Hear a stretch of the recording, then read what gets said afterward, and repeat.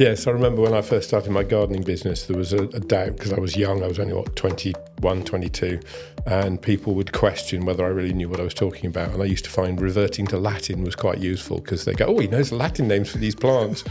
So were you using the actual Latin Oh, yeah, names? no, correct Latin, yeah. I hated Latin at school, but because I enjoyed plants, I realised that actually I should have listened to the teacher in Latin. So I think we will see people who lean in too heavily into technology and lose the art of conversation. Yeah. And being able to meet somebody, to shake their hand, to have a chat with them, to look them in the eye is a skill that they don't really teach at school. And it's a skill that technology could take away from many people very quickly. And the fear is those people won't know that it's gone. No. And then they'll wonder why it's not as easy as they thought it would be. Hi, I'm Freya. Welcome to the Skynet Chronicles, Business in the AI Age, the podcast that dives deep into the world where artificial intelligence meets business. Join us as we explore the latest trends, challenges, and opportunities in this ever-evolving landscape. From innovative startups to established enterprises, we'll uncover the secrets behind the successful integration of AI technologies. So grab a cup of coffee, sit back, and get ready to unlock the mysteries of business in the AI age. Good morning, Oliver Hemsley, and welcome. Good morning, Tim Davies. How are you? I'm very well. So let's start by way of introduction. Well, we could say amazing networker. We could say landlord, investor, politician. Yeah, depending on with a small p. Yeah, with a small p. Yeah. Let's start with something nice and simple. When was the last time technology amazed you? Ooh, I would say quite recently when I wanted a solution. I'd written some words and I couldn't find an answer. So I'd written some garbage basically and I went through it. And I thought, I'd been speaking with this guy called Tim and he told me to go and play with ChatGPT and all that. So I went off and did that and I was quite amazed. I didn't use it, but I was quite amazed. You didn't use it. What did you use instead? I used my version of what it had written. Okay. So I personalised it. Yeah, again. you made it human again. Yeah, absolutely. That was my question to it always is how does it know me? And I guess it learns it from interactions. Yes, to an extent it does. I mean, that learning is somewhat on the surface. You see, this is where I get the doubts from, you see. I think, yes, it's brilliant. And I'm thinking, I really need you sitting behind me going, yeah, do this or do that. No, I think the technology is brilliant and we need to have a process for getting that sort of trusted expertise on the side. Yeah. We have lots of channels that we go to for it. Yeah. And we also do, obviously, the playtime that we've talked about many times before, where on a Friday the team are testing and evaluating new toys and then sometimes building it far quicker than I can imagine. We had a great one last week. On Monday, one of the team brought this new technology and shared a 5-minute video. And then I travelled to a conference on Wednesday.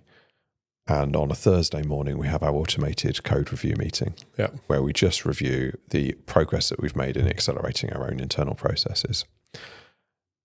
And I saw just a link in the notes, because I wasn't actually in the meeting. I had a message, is that what I think it is? Have we already built that?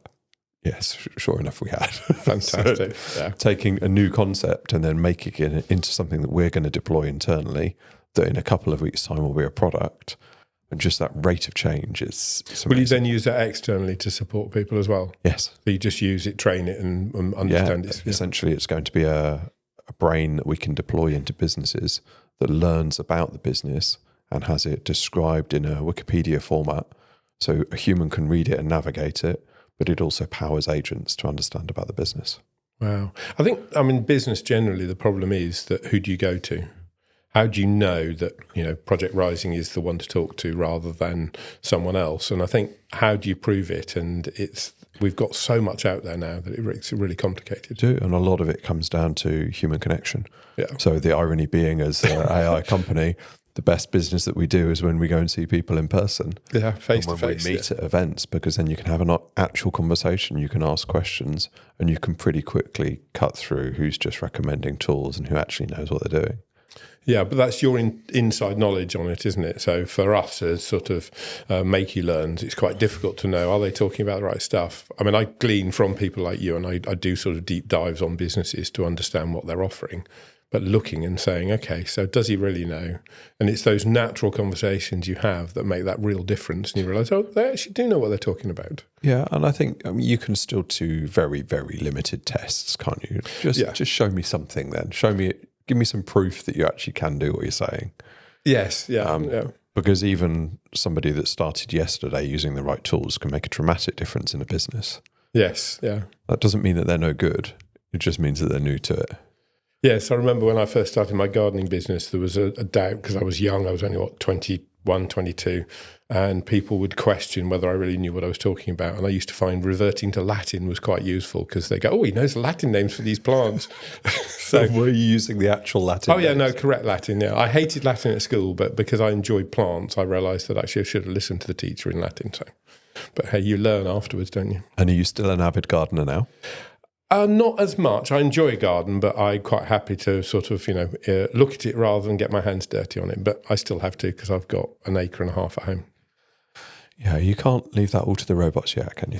No, and those auto mowers, they're no good from my standing. I mean, I'm sure they're good for some people, but not mine. It works well for me. I like stripes. You can get stripes now. Oh, can you? Oh, yeah. There you go. Hey, right. And weighted rollers. Oh, well, you need that to get them, yeah.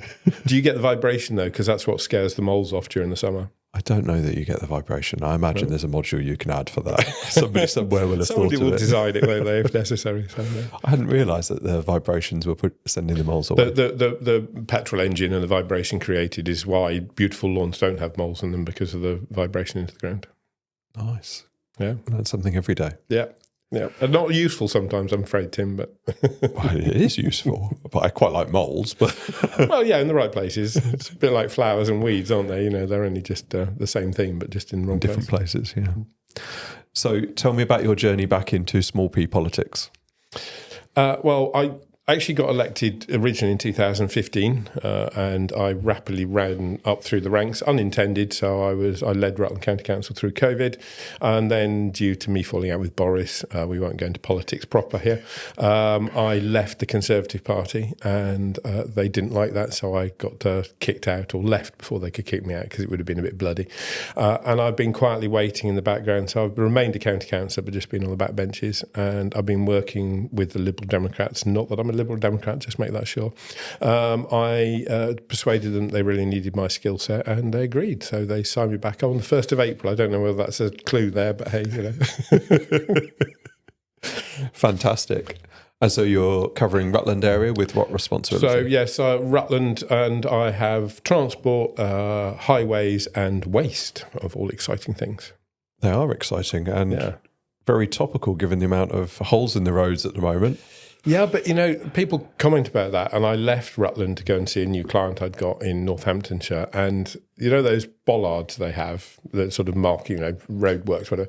The hole was that deep. There was only about a foot of it sticking out of the hole. So I'm thinking our potholes aren't that bad. Oh, that's not too bad at all. But there's a whole lot of criteria, and I think that's the problem. People don't understand. They see a little bump in the road and they report it, and they want, oh, come on. But actually, we only have a finite amount of money, which the government give us. But we do the best we can. But Rutland is good, but we can improve, and that's my intention, to make that happen in the next 2 years before I will be no longer needed. And so is Rutland going to become part of a bigger unitary authority? I can't be certain, but I don't see that we're going to remain as we are, because the government have made it very clear, except for the Isle of Wight, who got special treatment, but they are 140,000 people. We're only 40,000 in Rutland, so we're small numbers. So yeah, we will become part of something. It'll probably be Leicestershire-based, but there is nothing certain yet. One of those joys of politics. Yeah, there's all sorts of parameters that sit around it. So if you've got, if you're more than 15 miles from the decision-making point, the quality of the decision and the impacts that happen to your communities get less. Yeah. So for Rutland, we are going to be more than 15 miles from decision-making points, probably. Therefore, are they going to remember us when they're making decisions? Because there'll only be 8 county councillors representing Rutland. Currently, we have 27. So it's quite an interesting mix. What it's going to look like, still to be worked out. During the summer months, we'll get to hear a bit more about it.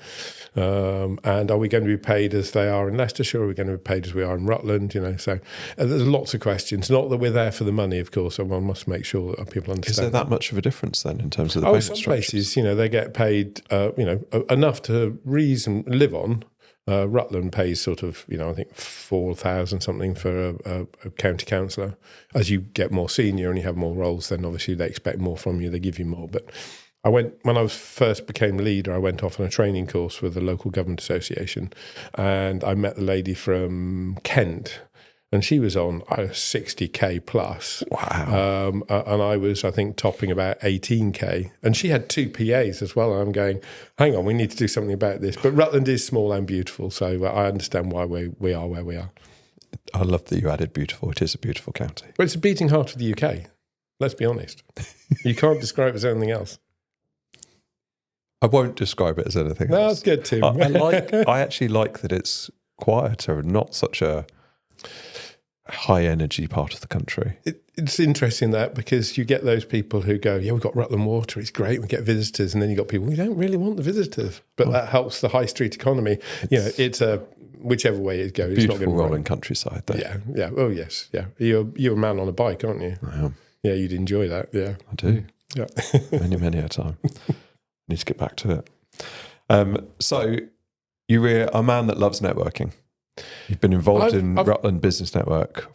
I've become to like it. It wasn't something I chose to do. So I was briefly with the Rutland Chamber of Commerce, keen to try and see that get going, and that really immersed me back into networking. I've been to the odd event, and it was literally the odd event, and suddenly there I was sort of having to do some networking, and I really enjoyed it, and seeing those businesses grow and develop, and encouraging people to step up and, speak at events and things like that. It's just unbelievable. Yeah. You can see the growth in people just from that turning up timid to growing through a few conversations, getting them on stage, and everybody hates public speaking until it doesn't worry them anymore, and then they start to enjoy it. I think it's still a bit nerve-wracking. I mean, if you talk to Cathy Rice-Oxley and people like that, butterflies never go away. I was standing outside there, this morning going, okay, deep breath, concentrate, you're fine, what's Tim going to ask me? Tim doesn't know. Well, no, Tim doesn't know. I did realise that from conversations we've had before. But I think, it's like my judo, I'm a coach, and you see, a novice, and that could be an adult, that could be a 5-year-old, comes on the mat and is really scared because you see somebody doing a big throw, and you think, oh, God, that's frightening. And then you actually get them to sort of start doing simple things like a break fall and things, and then suddenly there they are, and 6 weeks in, you're thinking, whoa, slow down a bit, you can't do that, man. So yeah, it's really nice to see that development in people generally. So that's interesting. You're applying that, you're seeing that same growth both in sport and in business. And you've now got involved with the new Peterborough Business Network too, haven't you? Yes, a little bit, yeah. I mean, it's finding time to fit some of these things in, because you've got to select what you can do. But I was very lucky to remain with the Rutland Business Network that then became your business network. So, and Tony Gardner is absolutely brilliant at what he does anyway. Yes, I would say that. I got paid for that, by the way. No. £10. Yeah, I hope more than that. So what drives you to still be involved in business and to still be pushing forward? I just love that interactions. I love the challenge, and I don't feel like I'm as old as I really am. We're all 21, aren't we? Well, we are, yes, yeah. Sometimes 36, depending on who you're talking to. But I think it's just, I love people. I love seeing things happen and connecting people up in the right way, because I think that's where one of my strengths is a really good connector. From the networking, so I can see who to talk, get people to talk. I think I've done some work with, pointing somebody in your direction. Definitely. Whether they'll get it, I don't know, but you just got to open those doors and do those introductions, and you see stuff going, and you think, wow, that's incredible. And you never know where a conversation goes, do you? That's been the most rewarding thing for me from networking, is you can have a conversation with somebody, and it might take 6 months before you think, actually, these people need to talk. Yeah. And it can be life-changing for them, but it just takes that time to seed sometimes, doesn't it? Yes, I think they have to understand that you did know what you were talking about, coming back to that authenticity of people, and you can see the reasons for it, and they fight themselves mostly, because we're big self-doubters, aren't we? And especially if you work for yourself and you're in a darkened room often, that you go, oh, I don't know, I shouldn't, I don't know. Therefore, actually, and I need that conversation, or somebody else reinforces it. I also find that, actually, do you know what? Tim told me I should do that, or whatever. And you go, oh, right, I should go and do that now. But I'm holding a lot to your responsibility here, Tim. You do realise that? I've probably already messed up then, but I'll keep trying. But you mentioned imposter syndrome. I don't think that goes away. I think the people that don't have imposter syndrome aren't trying to grow anymore. And if you're striving to be something more, then you've constantly got that niggle in the back of your head of, am I good enough? Is what I'm saying appropriate? Am I useful? Am I relatable? Yeah, I think we do suffer from that regardless in the back of one's mind. Actually asking you, can I come and talk here? I was thinking, do I really want to do that? Why am I doing that? And I go, no, I want to do it. I'm really excited by it. I'm thinking about TED Talks, do I, don't I, well, I know, and it's just those sort of things. And trying to fit it in with a busy life, because you say landlord and things, we're just about to start a new phase of development. That'll be full on for 3 or 4 months. So what are you going to build now? We're building another 6 units. So we've got 6 we've just done, which turned out to be 5 because a couple of people wanted bigger spaces. And you run foul of planning and all that. It's ridiculous. Anyway, that's another subject. We're not getting there. It's just there's a demand for small units in Rutland. So these are small industrial units, are they? Yeah, sort of 6 meters by 9 meters. And we've got a waiting list, so always good. Better get them built then. Well, absolutely. That's what my wife's saying. And she's saying, you need to get this unit down because I've got a building that's in the way of the development, which has classic cars in it, which I'm restoring very slowly, I hasten to add, and you would allude. Okay, well, in that case, you've got to tell me about the classic cars. So what's in the garage? There is a 1984 Audi Coupe, and it's not just an ordinary Audi Coupe. So it was hand-built by Richard Lloyd Racing. So under the banner GTO Engineering, he used to build Porsches for Le Mans and things. So he knows a little bit about building cars.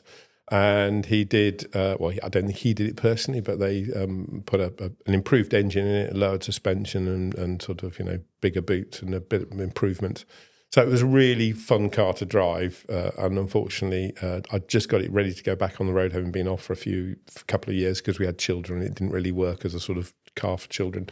And it caught fire, so I left it for a long time in the back of a shed, and I've now started on it. So it's the engine's out, and the cylinder head's gone to have work done on it, and we're just redoing the welding. My son's doing the welding on it for me. I've tried welding, and I found it just I get too frightened every time the spark appears, so I pull my hand away. Yeah, I don't think my hands aren't steady enough for that. So he's done an engineering degree, and he's quite happy doing it. So we're getting there slowly. So that's got to come. But I've got a donor car as well that's in there, which really doesn't want to go outside because it leaks in certain places. But my son's thinking he'll have the donor car and cut a chunk out and make an Audi Sport. Because even an Audi Sport lookalike's worth 70 or 80 grand. I have tried to explain to him it'll probably cost him 100 to build it, but that's adult knowledge. There's miles per miles. Well, logic, there is that. it? Yes, yeah. I think that's what he's looking for on it. So yeah, be good. Fantastic. So how long's the project going to take? Why do you ask awkward questions? As long as it takes. No, I think now we've got to focus on it. So I'm hoping to get it back onto rolling stock probably by the end of the summer. But at the moment, it's where do I put it while I take the building that it's in down. So there's some rushed work to be done, but we'll get there.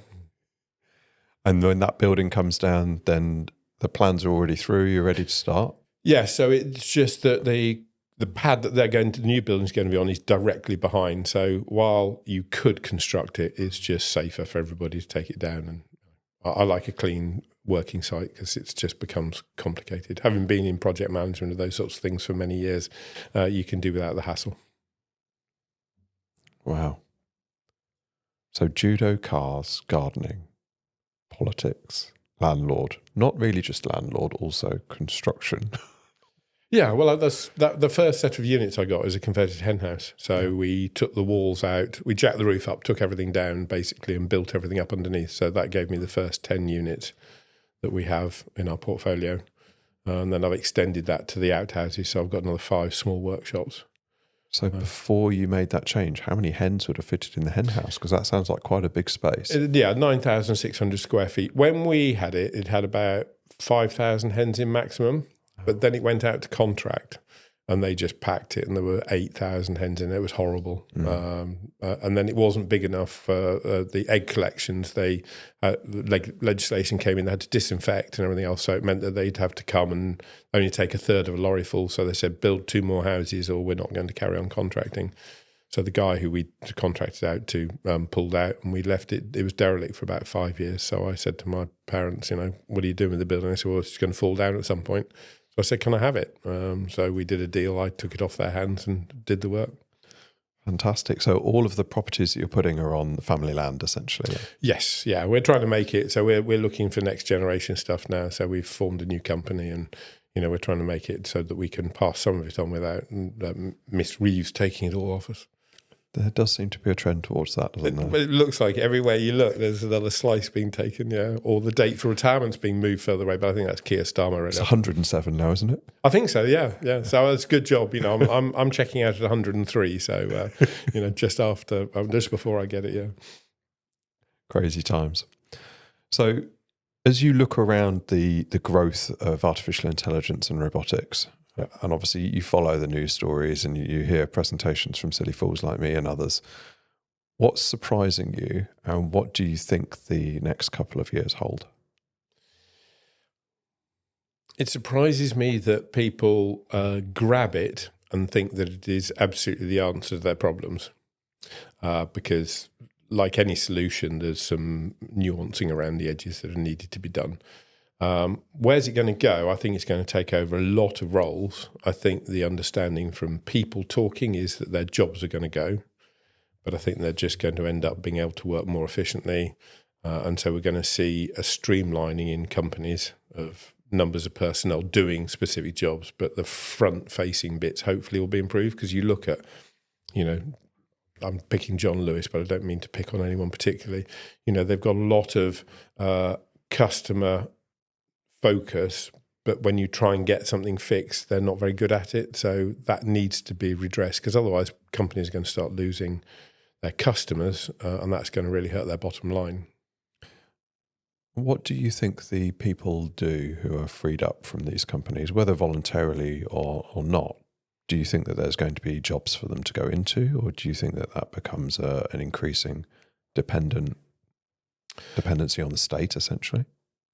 I hope it's not a dependency on the state, because I think that's sort of a not a good place to be for one's mental health.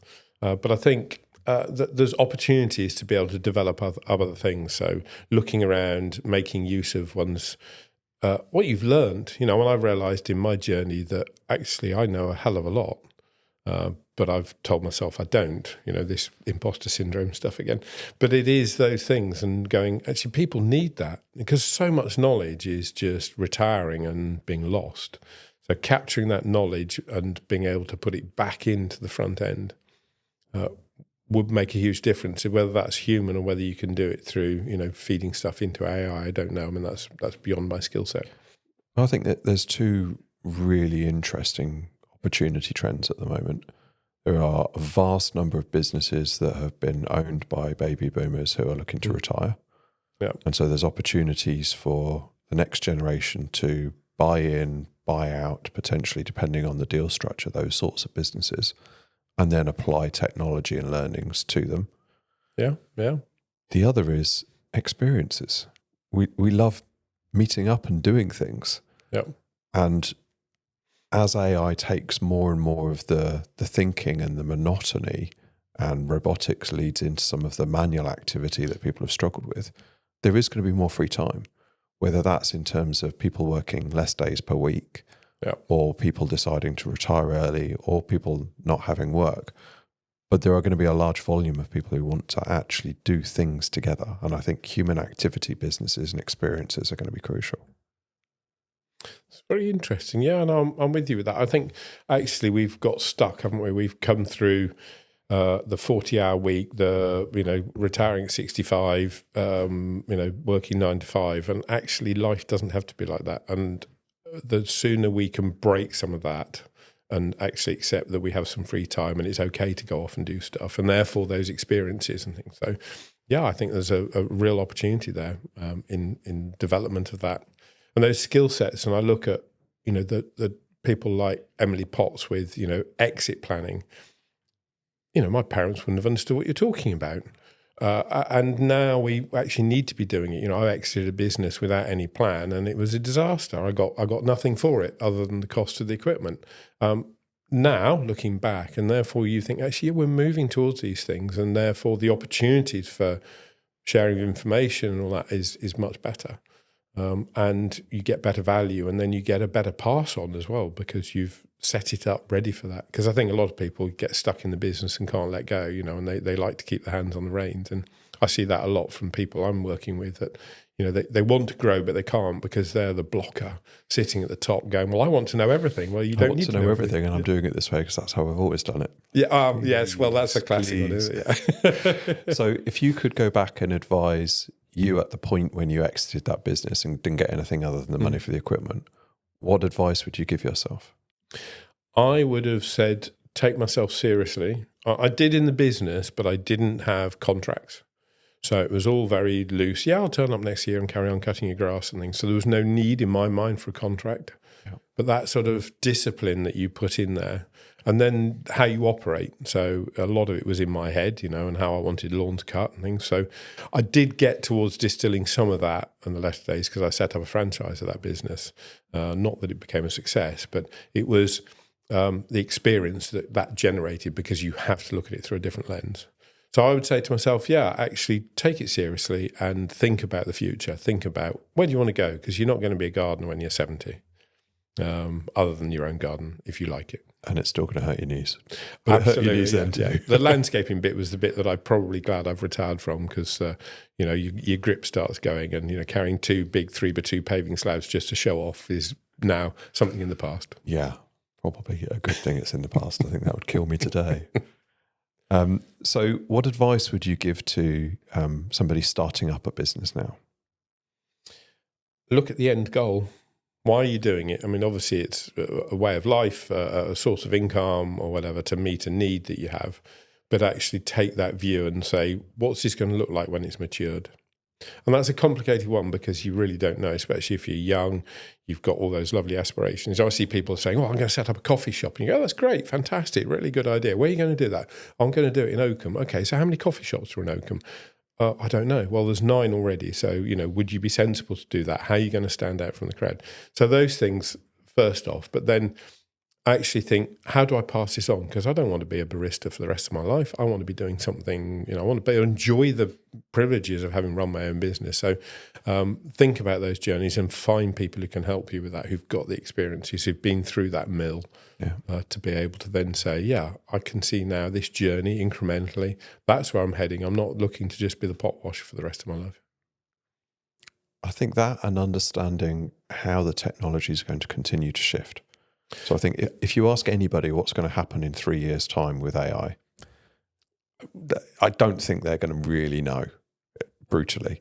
There'll be opinions, but the rate of change is so significant, most people won't be able to see that future.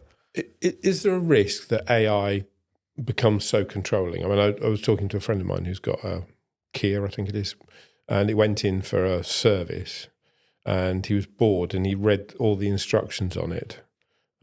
And it said that actually we can turn this car off if we want to, and we can reduce the mileage you can do. And actually, that's all built into our things already. So is AI going to give Big Brother, if you want to call it that, the opportunity to be able to say, well, you can't do that? Do you think we're too maverick? I think it's already here. I think we just don't know it. George Orwell wrote... Is it Animal Farm or 1984? 84.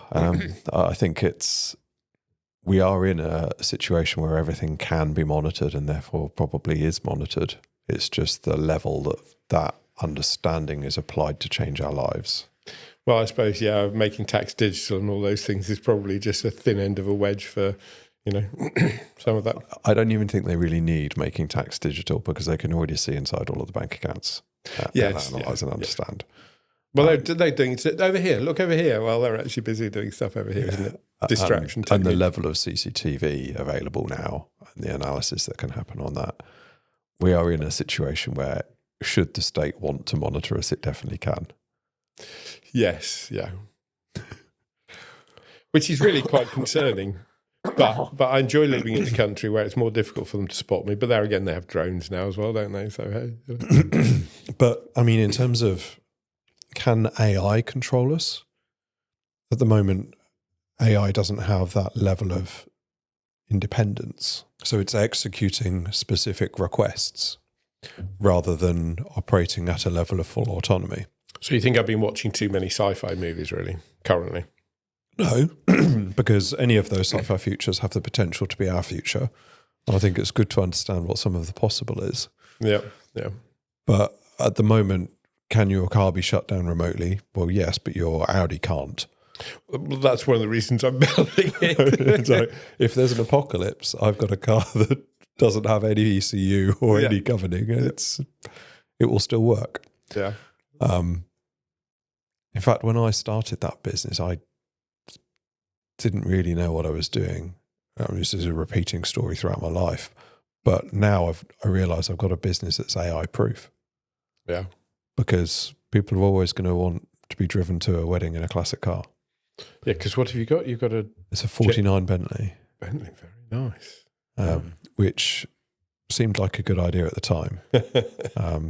And I mean, very. Do you put the cap on or do you on occasion? On occasion, yeah, and it's a joyful day because you can't really special be at moments, aren't they? Yeah, you can't be at somebody's wedding and be part of that and be in a grump. Yeah, when there's happiness all around you. You'd be a very strange person if you could be. It's just the time requirement, because if you're working all of the hours and then come the weekend you're driving for a wedding, sometimes it's a bit much. But isn't that a mindset? Isn't it? You know, you go, okay, I've got to take off my business persona. I've got to put on this one. My other business persona. Well, yeah, but it's a pleasure, isn't it? As you say, and it's that actually helps refresh you. And it's retirement planning. Yeah. So long after I finished involvement in AI, I'll still be doing things, and that'll be one of the many things I'm doing, I'm sure. Fantastic. So what difference we're going to see in the next few months? Are businesses really making the most of the technology that's around us at the moment, do you think? No, I don't think they are. I think there's some who are absolutely, smashing it, but I think there's a lot still sitting on that sort of wall looking in, going, yeah, do I, don't I? And some of them have had experiences and they go, oh, no, I didn't like that very much. But I think it's that support that's needed for them to be able to understand what can be done. And of course, your computer's got to be quicker. So you need more power, so the Windows 11 now, which I've been told I've got to upgrade to. Well, no, but half the things, with council, of course, it can't have the security tags it needs. I thought the council still ran on Windows NT. Well, apparently not. I'm about to get some new IT from them, which would be good. But I think it's all those things that, how can it benefit me? I don't like to call myself a consultant, but as a connector and a sort of networker, how can AI help me? Because I just read an article today. They were saying about would it help if they did auto responses? And I'm thinking, yes, it does if you get an inquiry. A bit. But my fear is that you've then given the responsibility of somebody else to talk for you. And so let's say we've used it between us, and then I meet you. I've got to remember what that said to you, probably, because otherwise you're going, well, we talked about that last week. Well, no, it wasn't actually me. It was my, AI equivalent. So I don't quite know how that works, but that's just me being. I think we will see people who lean in too heavily into technology and lose the art of conversation. Yeah. And being able to meet somebody, to shake their hand, to have a chat with them, to look them in the eye, is a skill that they don't really teach at school. And it's a skill that technology could take away from many people very quickly. And the fear is those people won't know that it's gone. No.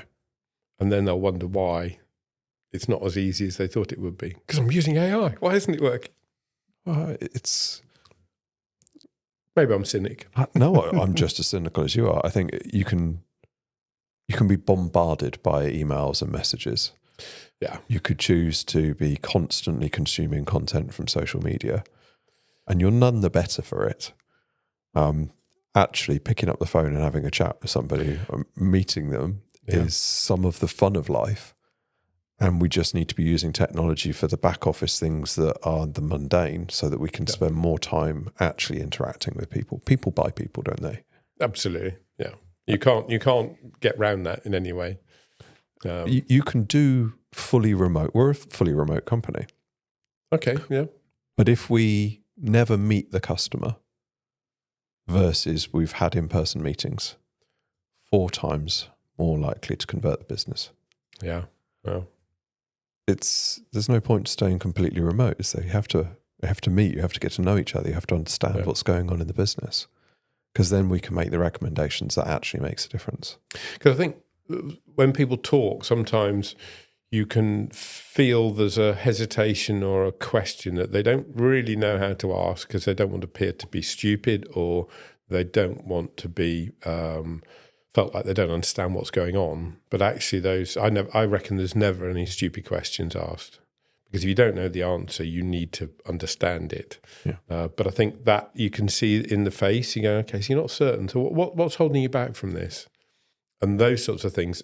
AI, I don't think currently will be able to. It may pick up hesitation and might pick up facial recognition, but it can pick up facial gestures and emotions and some of the things that we're just talking about,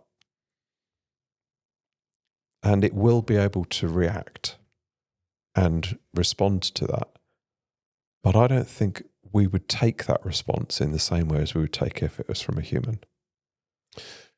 Yes. Yeah. You're absolutely right there, aren't you? Because actually you go, yeah, right, okay, whatever. So we've got an app that monitors hand gestures, eye contact, body language, filler words, and provides feedback for public speaking training.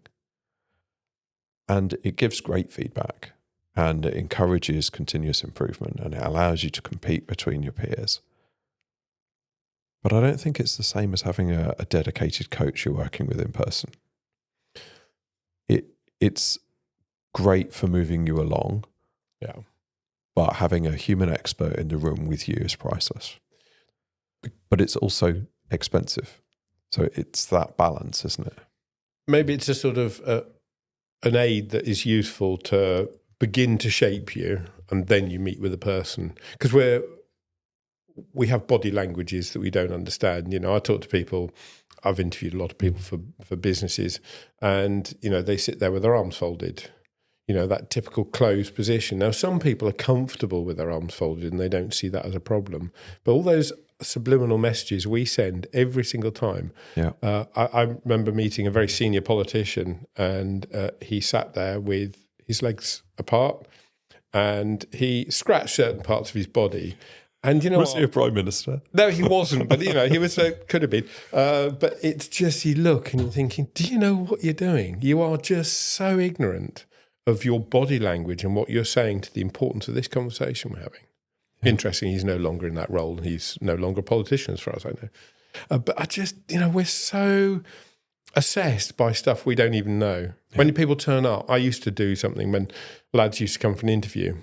I would give them something to fill in, just, name and address, bits and pieces for me, which I might have even captured. But I said, can you just fill this in? I'd nip out to the office and go and have a look in their car. And how they kept their inside of their car, they might have children, it could be scruffy. But if they got, fag packets on the windscreen, Sun newspaper would be an absolute classic, but, the McDonald's wrappers and the footwear and things, that gave you an indication of how they felt about their own vehicle. So how were they going to think about my vehicle or my customers' properties? Yeah. So it wasn't a decider, but, it was a sort of just a little check. So I think we don't realise how much we transmit when we just being us. No. And AI will pick up on all of that. But again, taking feedback. Yeah. I think feedback is better delivered by a person. Yes. I'm sorry you didn't get the job.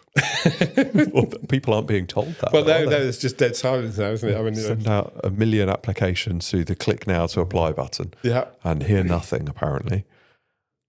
Yeah. Well, when I was looking at, when I lost the role of leader of the council, I was looking for stuff to do, and I thought, well, maybe a NED would be good, and I must have sent out 100 applications.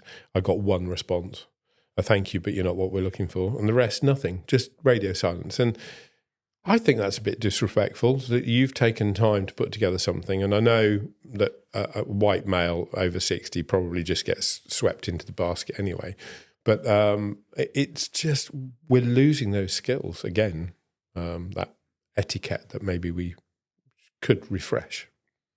It's interesting, isn't it? Because the advisors when you're running a business, the advisors you pick up along the way, they don't always come from where you expect. So I have a weekly meeting with one of our investors, and I didn't ever think we were going to have that sort of relationship and connection where we were talking on that frequency. Yeah.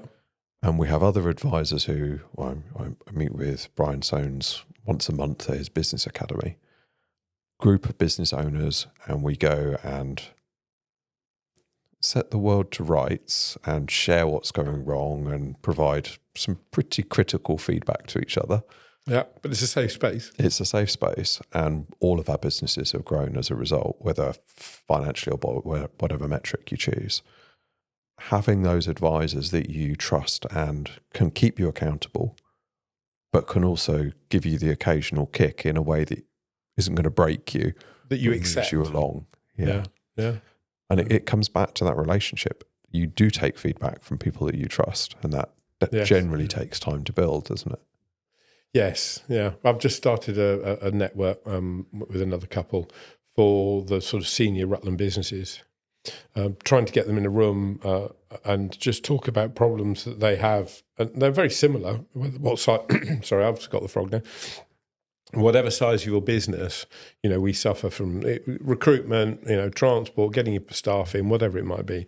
And it's just interesting. And those conversations are beginning to now really have some deep meaning, and you can be honest with somebody about something. And I think that's something that is really important, because I think it's quite often, I think you were mentioning before we even sat down to talk about AI wanting to please you.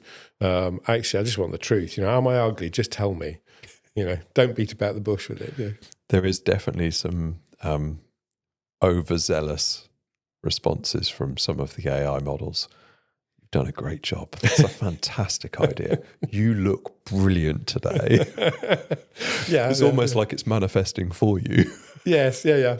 So I think as long as one retains the human filters in all of those things, I think that's what's important, isn't it? Not believing it's the answer to everything. Because there is somebody who's fallen in love with their AI. I suspect there's many people that have. Probably many have, but brave enough to be called out on it, whatever. But yeah. And I think the advances in robotics is going to lead to some really quite sad relationships where people choose not to go out and meet people.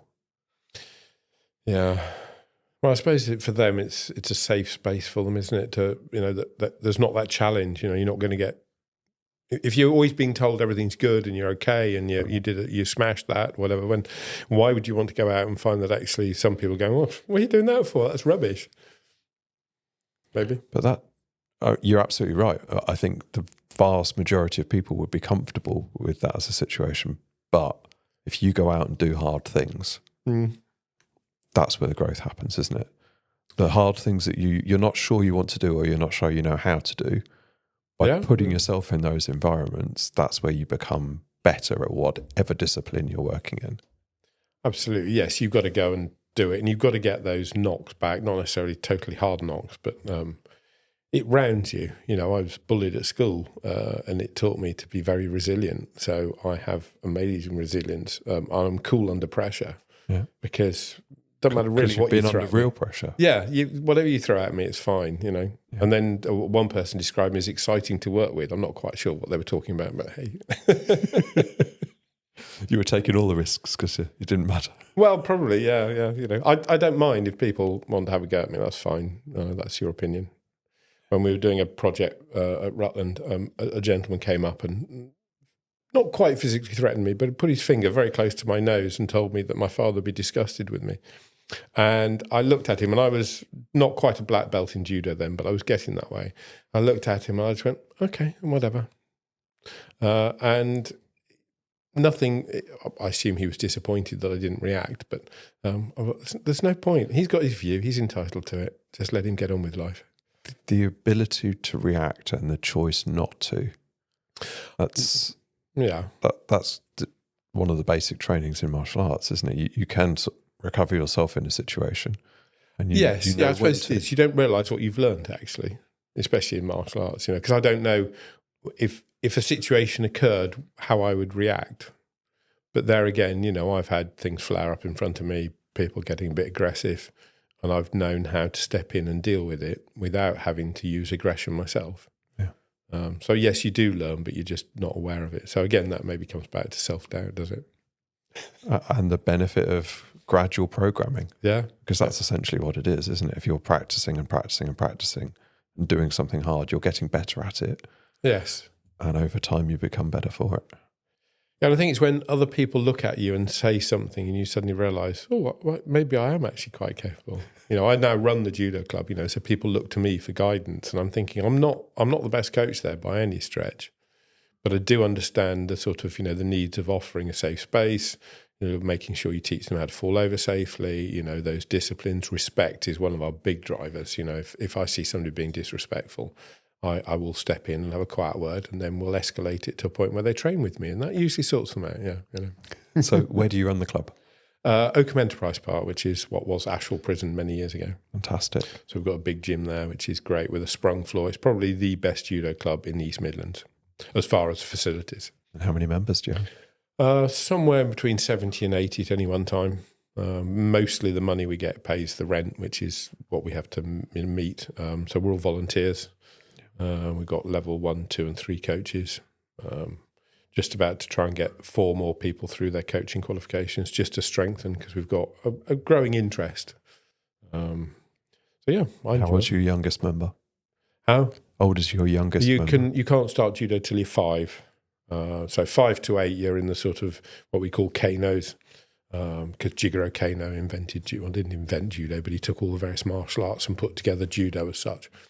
And their brain capacity and the understanding of interaction is believed that before 5 they're not quite there.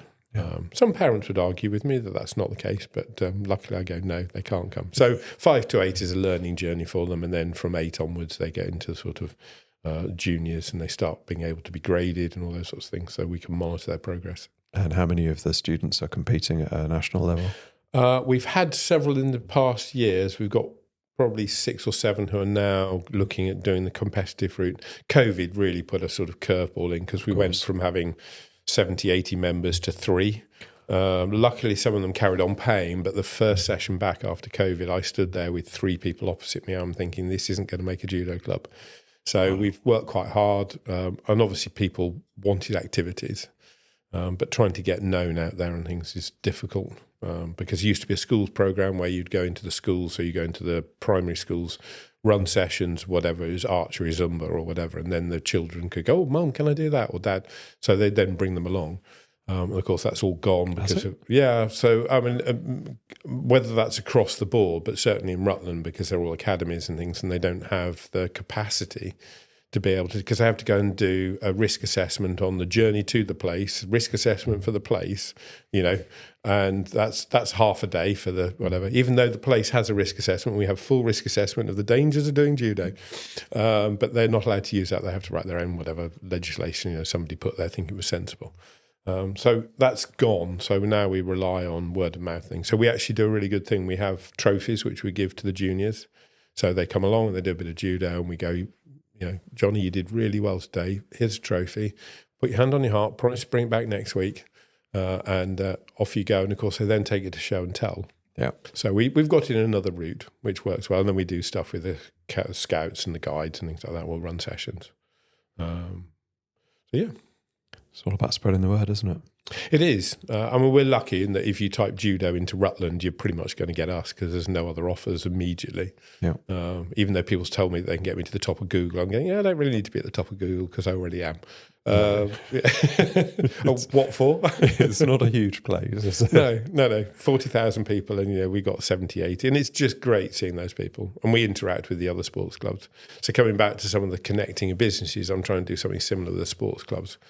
It's a little bit more difficult because they're all very precious about their supporters, their sort of, way of doing things. But I've been angling for trying to get a good sports centre in Rutland for many years. And I think that opportunity to give something for the youth, because there's very little for them to do, according to the parents, but there's 120 sports clubs in Rutland. Wow. Yeah. So it is literally anything from archery to Zumba, and several of them, there'll be 5 or 6 versions of it in there. So. Fantastic. Yeah. It is a lovely part of the world. My parents moved over to Saltrey when I was young. My grandparents retired to Stamford. My grandparents used to constantly take us to. It was either Burley or Rutland that they'd take us to. Fantastic, yeah. Well, it's a nice spot, as you say, beautiful. absolutely. And it's got a bit of everything for you, and even when they flooded the valleys, which caused absolute, disgust that they should do such things, but actually it's turned out really well. You wouldn't know it wasn't Created a hub, haven't they? Yeah. My father was Commodore of the first Commodore of the Sailing Club. So he was on the steering committee before the headwater and then was the first Commodore. So, yeah. Spent many a happy hour down there putting mooring buoys in and all sorts of things. Yeah. You do occasionally see more of it during drought periods, don't you? Yes, yeah. Because there are still some village buildings that are visible sometimes, aren't there? Yeah, there's not much left because most of it was removed. But, you can see one or two bits, yeah. Probably put a drone over and you'll be able to see a bit more. I suggested Viking burials, but I was told that wasn't permitted. So, there's an offer for Rutland. I think it might slightly conflict with Anglian Waters' use of they did say that wasn't possible. So, but if you don't ask, you don't get. No, it would be amazing, wouldn't it? Oh yeah, we've got some Viking blood around here, haven't we? We have. Yeah.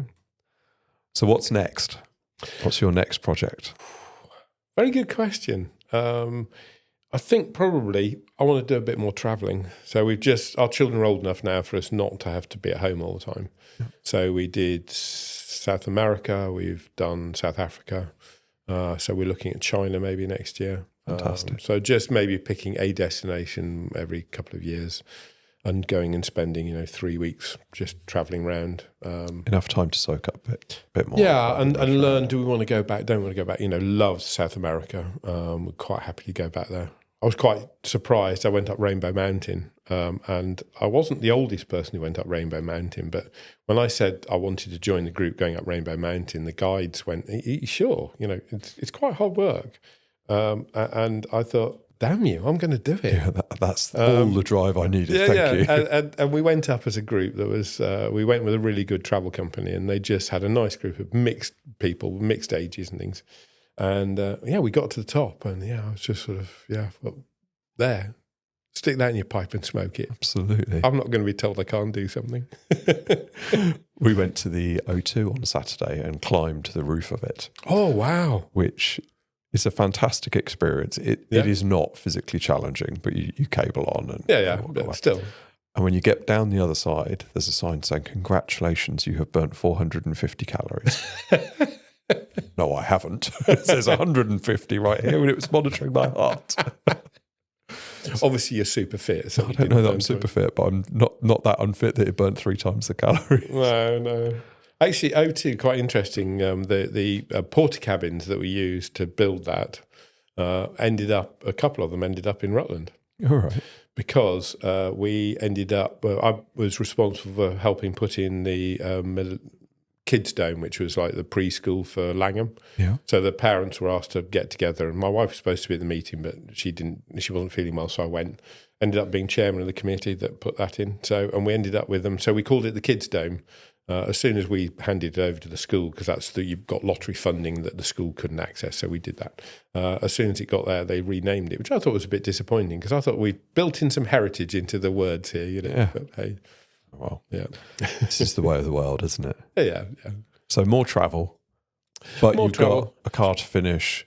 That's Le Mans next year probably. We'll go down. So we went to Le Mans 2 or 3 times with my mates. So I think we're going to take the 2 boys down and have a long weekend down there.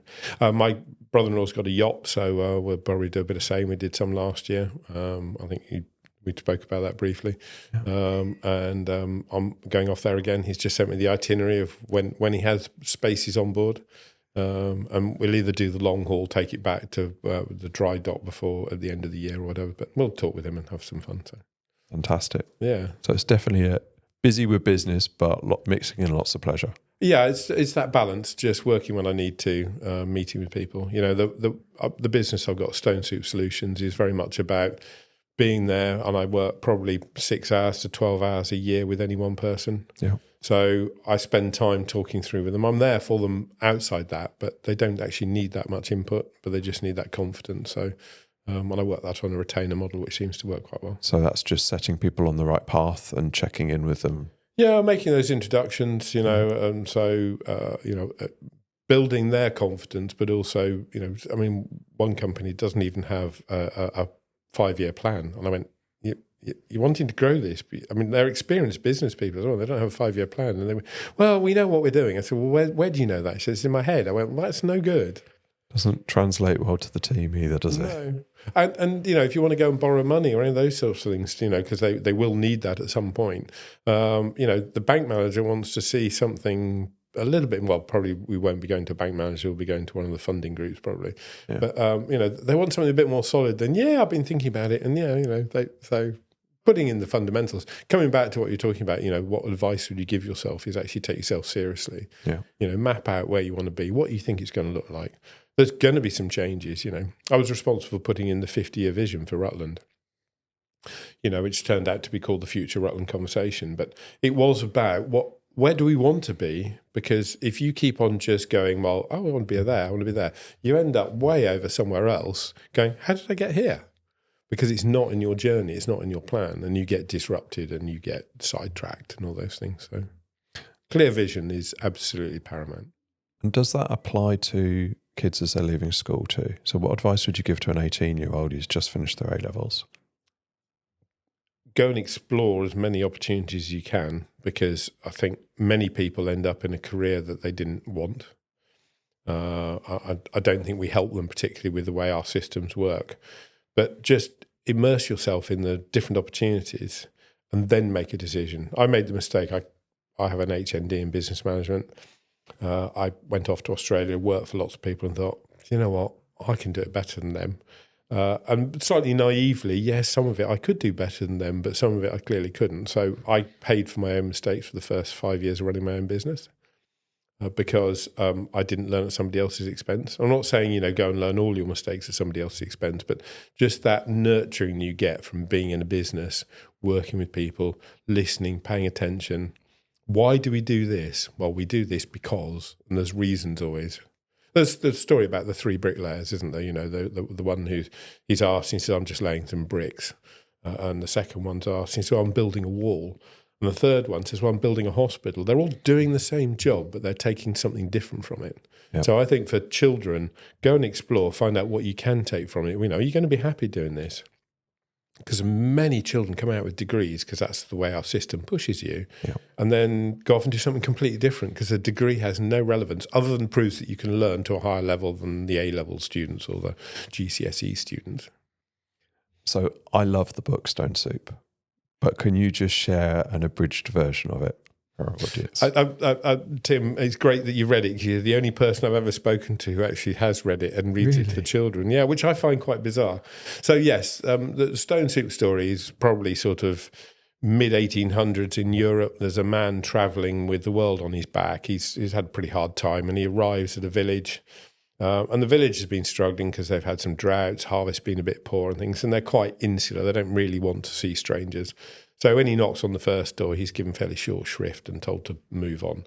And all he's asking for is maybe just some scraps of food that could help him or whatever. So he goes through the whole village, and the outcome is that they've all said, no, thank you very much.